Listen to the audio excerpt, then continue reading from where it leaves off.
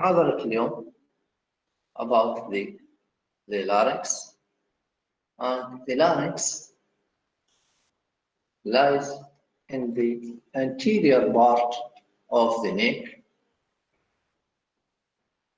a part of respiratory passage between the pharynx and trachea. It is located opposite to the third to sixth cervical vertebra, forming what is called the laryngeal prominence or the Adam apple. At this level, the larynx is triangular in cross section, while lower down at the level of the cricoid cartilage, the larynx is circular in cross section.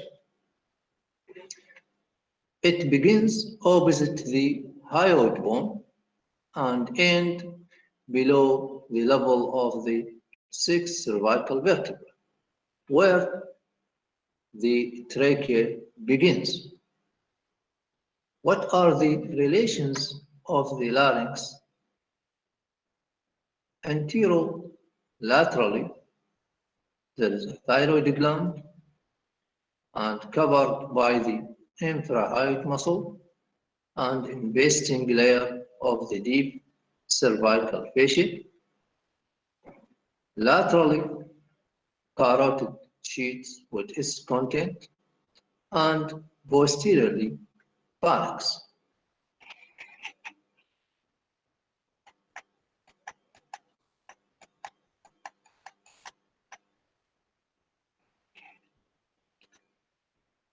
The structure or the skeleton of the larynx.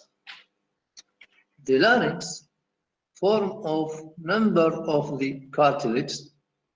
First, the bird cartilage, retinoid, cuneiform, and corniculate cartilage.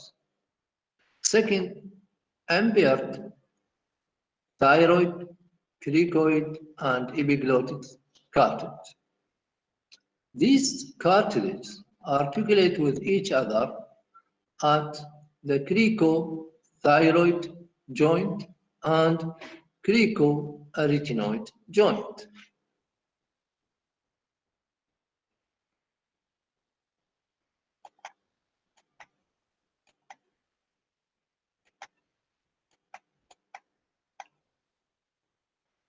And this picture shows all the cartilage of the larynx.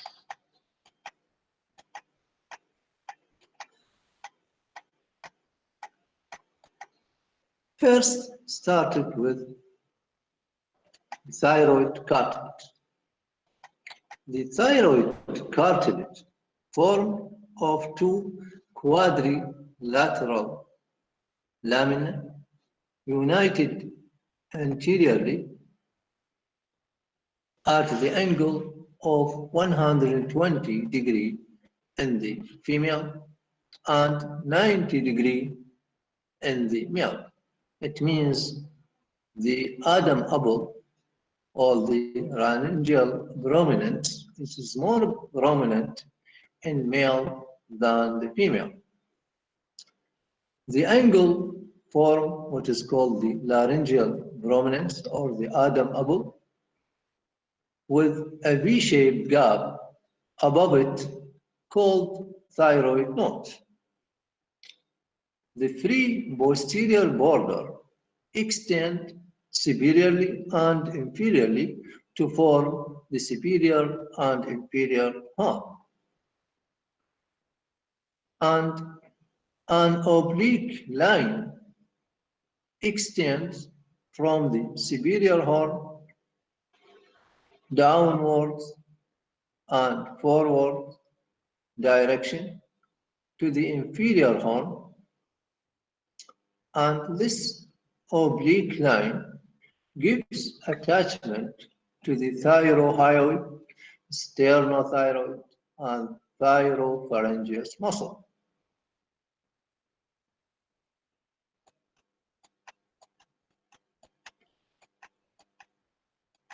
The inferior horn of the thyroid cartilage articulate with the cricoid cartilage at what is called the cricothyroid joint.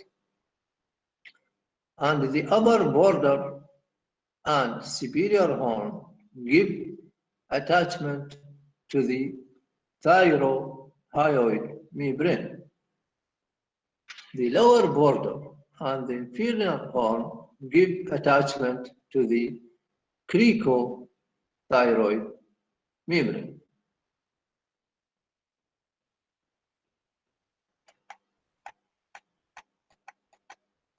At the posterior aspect of the laryngeal prominence or the Adam apple from the inner side, the epiglottis cartilage, it is attached to the thyroid cartilage by the thyroepiglottic ligament in the midline. And this is the epiglottic cartilage. Second single cartilage, it is a cricoid cartilage. It lies at the lower border of the larynx. It has the shape of the signet ring. The broad posterior lamina and narrow anterolateral arch. As you can see in this picture, this is the lamina and this is the arch.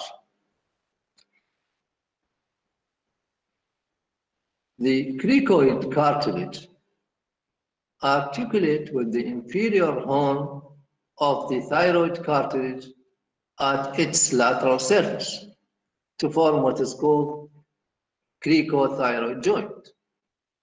Also articulate with the retinoid cartilage at the upper border of the lamina, and this is the retinoid cartilage articulate with the lamina of the cricoid cartilage.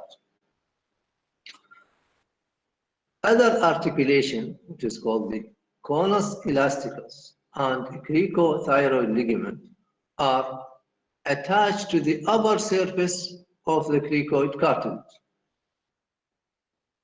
The cricothyroid and lateral cricoarytenoid muscle are attached to the outer surface of the cricoid cartilage, and posterior cricoarytenoid muscle pass to the back of the lamina, which means posterior to the lamina.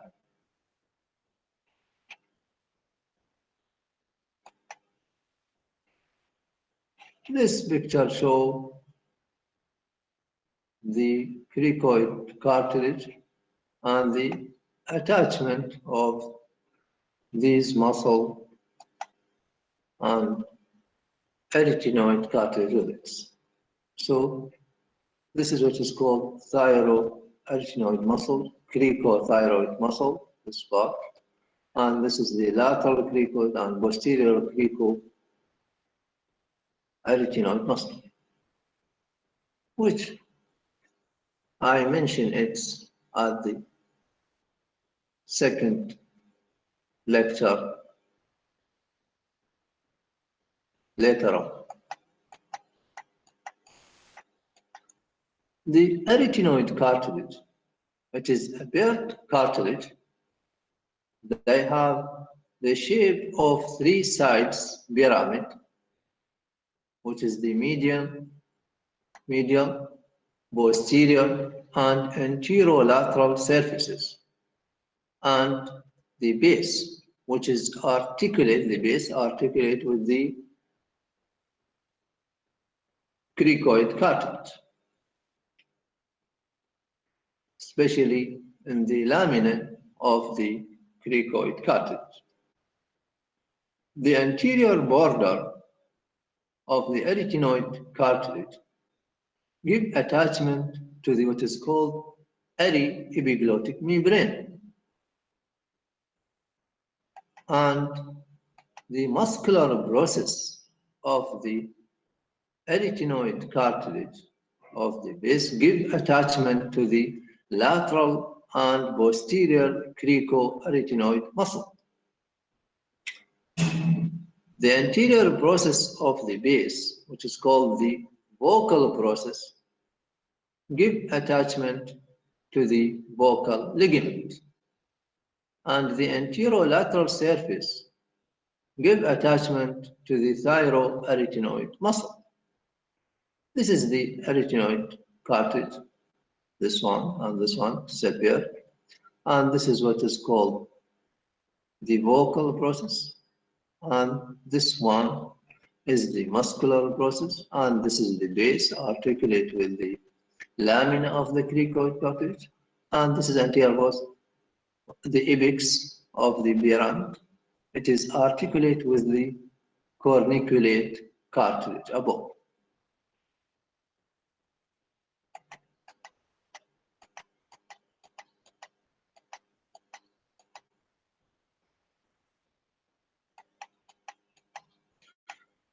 The epiglottic muscle attached to the apex of the arytenoid cartilage, and it is a continuous downward and medially to the back of the cartilage of the opposite side as the oblique arytenoid muscle. The transverse arytenoid muscle pass between the posterior surface of the two arytenoid cartilage. And you can see these muscles in this picture.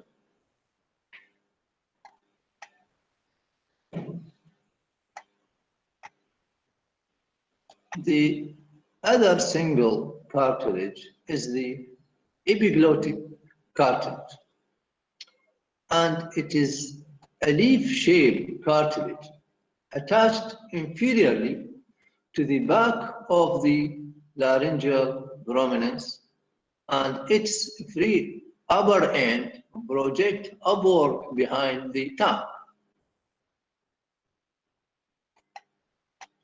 The anterior and posterior surface are covered by the mucous membrane. Its two sides give attachment to the epiglottic membrane and the thyroepiglottic and epiglottic muscle.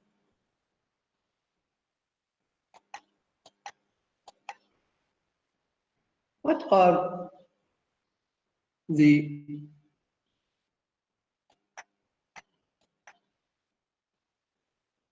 membranes of the larynx? The laryngeal membrane first is the thyroid membrane, which is attached with the hyoid bone above and downward. It is attached to the thyroid cartilage. So they call thyroid membrane. And the thyroid membrane passes from the upper border of the thyroid cartilage to the upper border of the hyoid bone, passing behind the bone, separated from it by bursa. The thyroid membrane show one median and two lateral thyroid ligament. The thyroid ligament, it is pierced by the superior laryngeal artery and internal laryngeal nerve. And the thyroid membrane form the lateral boundaries of the piriform recessive or the fossa, or sometimes they call piriform sinus. It is the same.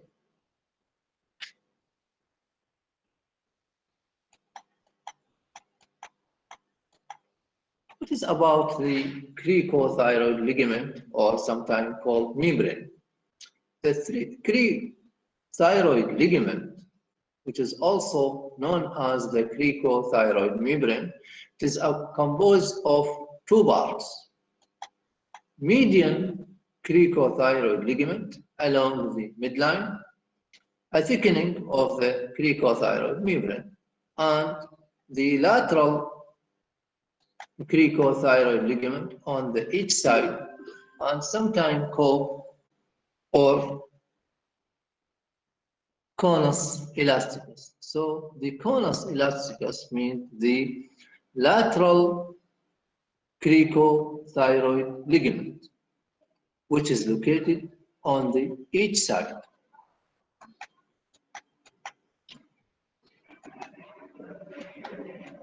The conus elasticus, or what is called the lateral cricothyroid membrane on each side,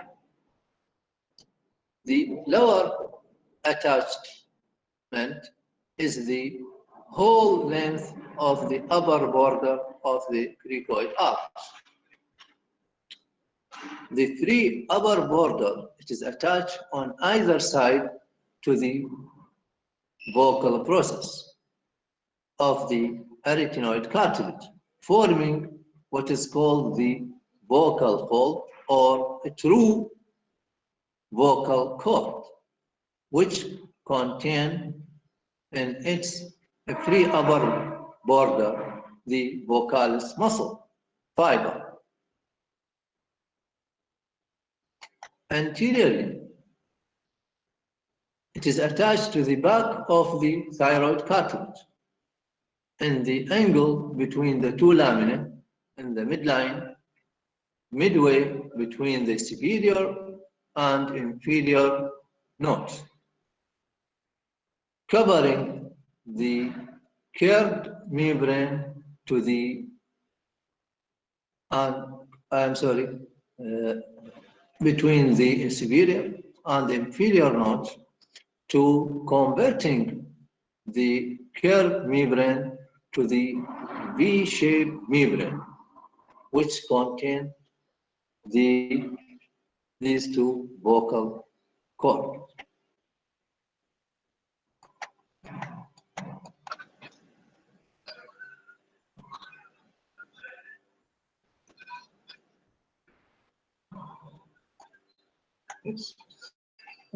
Anteriorly, the attachment of this membrane to form the fold to involve the vocal cord. It is attached to the back of the thyroid cartilage at the angle between the two lamina. Between two lamina of the thyroid, midway between the superior and inferior nodes.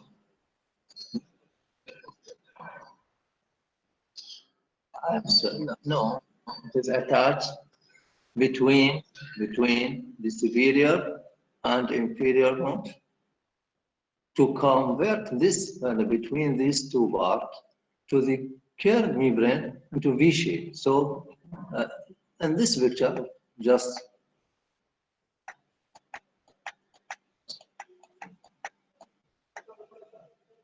in this picture, you can see to the V shape converting of this part.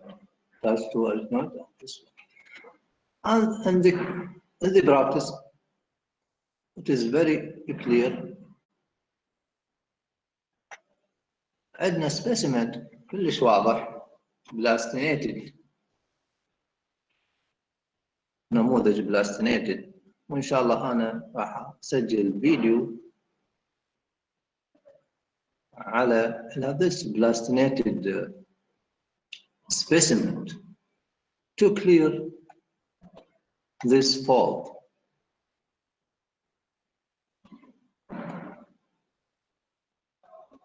Other membrane, which is what's called the quadratic membrane, the attachment of the quadratic membrane, posterior border of this quadratic membrane, it is attached to the anterior surface of the retinoid cartilage. and the anterior border, it is attached to the sides of the lower half of the epiglottis. The upper free border will extend between the epiglottis and the retinoid cartilage, forming what is called epiglottic fold. And within the epiglottic fold, between retinoid fold and epiglottis fold, for the corniculate and cuneiform cartilage. So within the epiglottic fold, there is cuneiform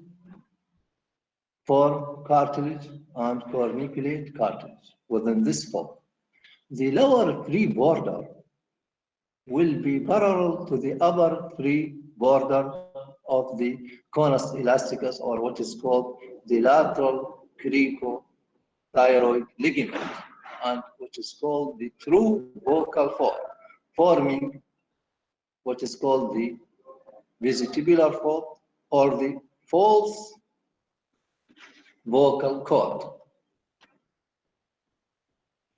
And this is very clear with the internal structure of the larynx. I describe the internal structure of the larynx, and these fold and membrane, it is very clear in the internal aspect of the larynx.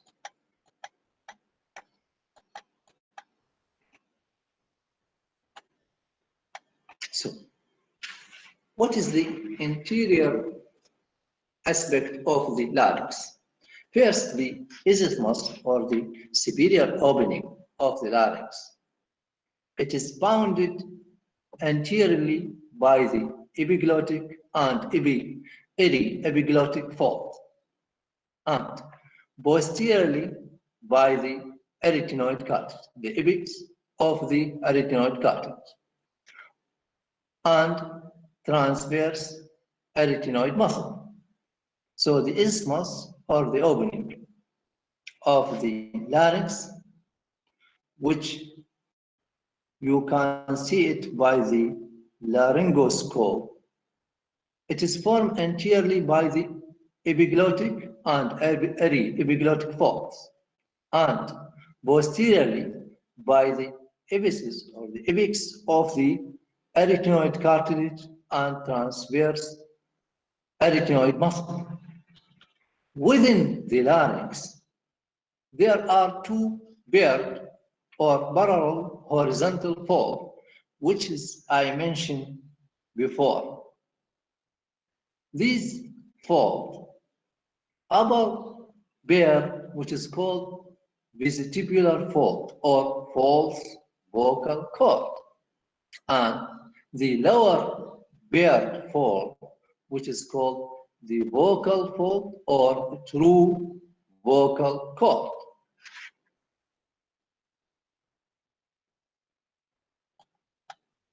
The gap between the vocal fold is called rim glottis, which is the opening which is located between the vocal fold. And this is very clear in the laryngoscopic picture.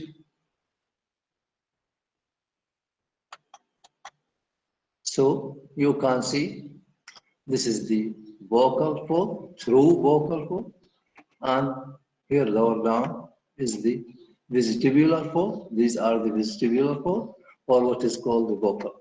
This picture of laryngoscopy. And here, this one, the vocal fold addicted when talking or singing. So this occludes, this here it is abducted, and here the vocal cord, it is adducted.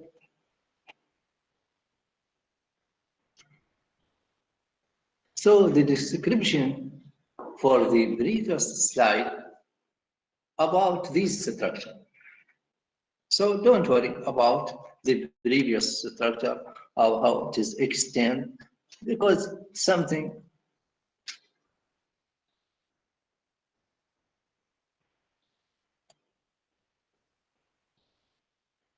what is about the cavity of the larynx? It means the interior of the larynx.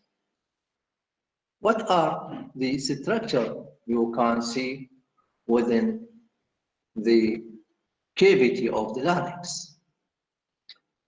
First, from the start, from the opening, from the isthmus or the opening of the larynx, you can see the vestibule, which is extend from the elect laryngeal implant or isthmus to the vestibular fold.